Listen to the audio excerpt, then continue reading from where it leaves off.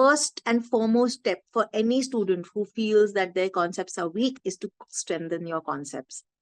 So like I suggest to everybody, till December, don't think of anything else but to give yourself the time and space to better your concepts. Because if I have to solve questions, I have to do this, I have to do that, you're not giving yourself the opportunity to build your concepts.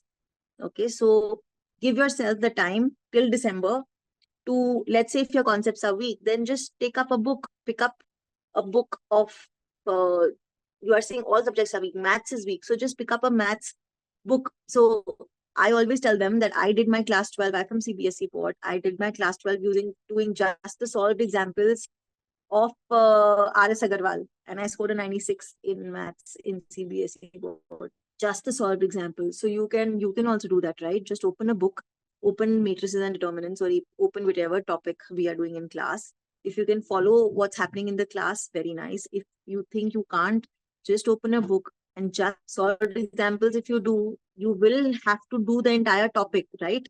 So everything will be done. So if you do the solved examples and then again have a look at what sir is doing, I'm sure it will be better. So work on your basics. Don't run.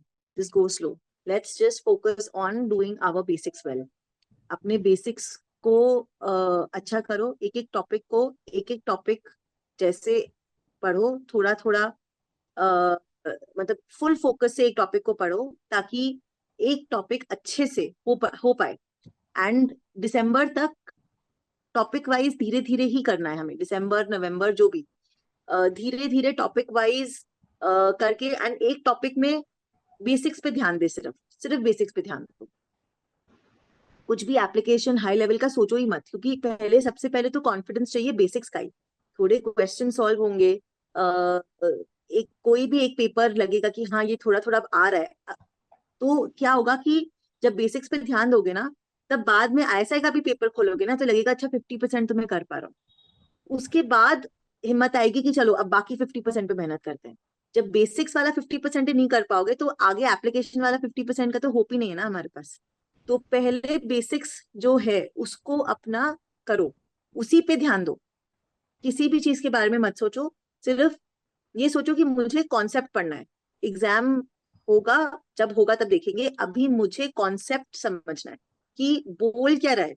अगर micro economics पढ़ रहे हो तो sir अगर अभी budget line sir ने start की है, प्रेफरेंसेस स्टार्ट किए हैं, तो क्या बजट लाइन होती क्या है, बजट लाइन कैसे बनती है, बजट लाइन में चेंजेस होते तो होते कैसे हैं, या प्रेफरेंसेस की अगर हम सर बात करेंगे तो क्यों प्रेफरेंसेस ये बने हैं, कैसे हम इसको ड्रॉ कर सकते हैं. अच्छे से सीखो प्रेफरेंसेस को, बजट लाइन को. मैथ्स का कोई टॉपिक कर रहे हो तो मैथ्स की डिफरेंट टेक्निक सीखो कि अच्छा डिफरेंशिएशन में कितने रूल्स है जो मुझे सीखने हैं. 50 रूल है, 40 रूल है, 30 रूल है, कितने रूल है मुझे सीखने हैं, वो सीख लो.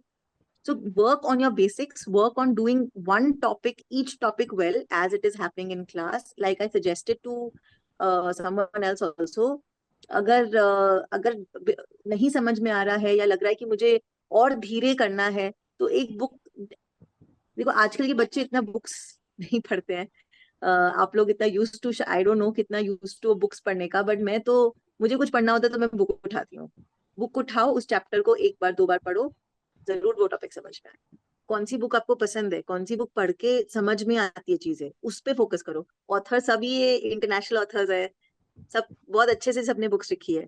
अलग अलग बुक्स का मतलब यही होता है कि सबका अलग स्टाइल होता है लिखने का, तो अलग एग्जाम्पल्स होते हैं, अलग तरीके से बुक का स्ट्रक्चर होता है. आपको कौन सा अच्छा लगता है? आपको मैनक्यू समझ में आती है, मैनक्यू पढ़ो. आपको फ्रॉयन समझ में आती है, फ्रॉयन पढ़ो. आपको ब्लैंचर्ड समझ में आती है, ब्लैंचर्ड पढ़ो. आपको डॉन बुश समझ में आती है, डॉन बुश पढ़ो. सिर्फ जो एक्स्ट्रा किसी कहीं कहीं कोई चीज लगे कि ये एक्स्ट्रा है, ये मेरी बुक में नहीं है, उसको कहीं और से पढ़ लो. बट बाकी एक बुक को अपना बेस बना लो.